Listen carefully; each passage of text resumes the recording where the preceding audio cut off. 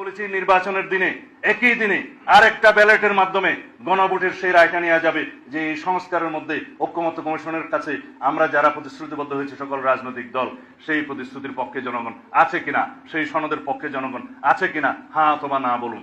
যদি জনগণ হ্যাঁ বলে তাহলে সেই পার্লামেন্ট, সেই নির্বাচিত সংসদের প্রত্যেকটা সংসদ সদস্য আইনানুগভাবে ম্যান্ডেট প্রাপ্ত হবে এই সনদ বাস্তবায়নের জন্য, তারা বাধ্য থাকবে সেই সনদ বাস্তবায়নের জন্য। জানানো হয় সংবিধান সংস্কার পরিষদের শপথ গ্রহণ প্রসঙ্গেও নির্বাচিত সদস্যদের শপথ গ্রহণ অনুষ্ঠিত হবে, এইটা প্রধান নির্বাচন কমিশনের সাংবিধানিক এখতিয়ার আছে।